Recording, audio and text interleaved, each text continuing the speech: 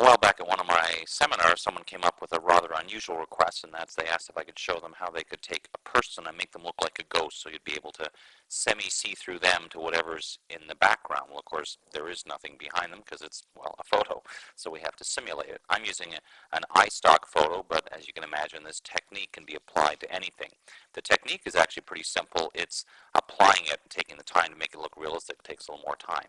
So to start off, I'm making a really basic selection. See, I'm not even attempting to bother to select him because the way we'll do it is everything else here will look the same. So we don't have to really worry. Well, you'll see when we do it. So I just made that very simple selection. Duplicate, Command or Control J, or you can of course use the layer menu. Now personally, I don't like working right on the background layer, so I'm also going to duplicate that and work on this copy layer. That way I have a backup plan. So if I really mess up, I can use this one here. So now at this point, we're going to just zoom in on the area that we're trying to cover up. So we need to make it look like these clouds and so on continue. So needless to say, we could do this in a variety of ways. We could use the clone stamp tool. We could use the patch tool. We can use just what I'm going to do to start off is just make, let's do a little better job than that. I'm just going to make a selection. I can probably do a fairly good chunk of this in one shot, something like this. We'll make a selection that includes, we're going to use that horizon line as kind of a reference for us. We're going to feather that quite a bit. Let's use 10 or so. And all I do is take my move tool with the Option or Alt key held down, and as I drag, you'll see it drags a copy. And this way I can also use that kind of line of horizon to kind of match up and make sure the clouds look kind of natural the way they're progressing. Now the chances are you won't get it all in one shot. You have to do a bit of clone stamping here and there, but this is a pretty quick way to get the major chunks done. Just make a selection, feather it. Depending on where it is, you may not have to feather it that much. I'm just using keyboard shortcuts like V for move to get my move tool, and then drag over where his feet were. And basically we're just going to continue that operation. Now down here where I can sort of see an obvious seam, I might use the clone stamp tool, just put it back to normal, 100%, 100%, there we go. And basically just clone over these little areas here just to make sure they kind of match a little better, because right now there's a pretty obvious little line there. And let's just continue the same operation. I'm just going to use the same thing, L for lasso tool, make a selection, try to make a fairly random shape because that can help a little bit. Try different amounts of feather, move tool, Option or Alt key.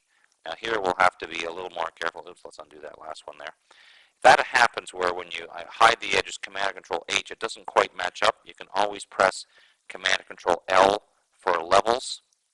And while it's still selected, but I've just hidden the edges, I can play around, usually just using the gray the gray slider. I often say things but describe the wrong thing, don't I? Okay, the gray slider will really help the colors match in a little bit better. Okay, so basically that's what we're going to do. I'm going to pause so I can just continue fixing this, and then we'll show you the final steps in just a moment. Alright, we're back. Rather than make you watch me clone and patch and everything, this is my quick version.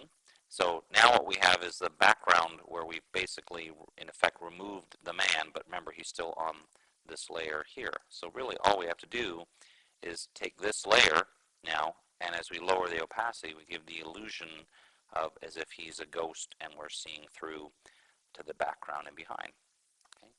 That's why you can see it didn't really matter if my selection was perfect, because the rest of it's going to match up anyway. It's really just the different part, in this case the man with the umbrella, that's going to look a little different. Now, of course, that's one option. The other option would be to put the opacity all the way back up to 100 and use a layer mask and do it more either gradual or selectively. For example, if I take my paintbrush, let's lower the opacity down on that, and let's try and find, of course, just because I want to get a nice soft round brush, I don't have any. So let's reset our brushes. Good habit to get into is, check things before you start actually filming something. Of course, you may not be filming like I am, but you know what I mean. So basically now I can paint the areas I want, so I can make parts of him more or less see-through like that. So it's gradual, doing a mask, or I could even take my gradient tool, use just the standard black to white gradient and do it gradually. Let's actually try a radial one just for the heck of it, see what happens. Interesting. Anyway, you get the idea. Basically, it just takes a bit of work of doing the cloning part, but you can imagine how you could apply this principle to all kinds of different things. Hey, this is Dave Cross. I hope you enjoyed that tip, and I hope you'll find that there's a way you can take that and apply it to your own type of work, because that's really the important thing of these techniques.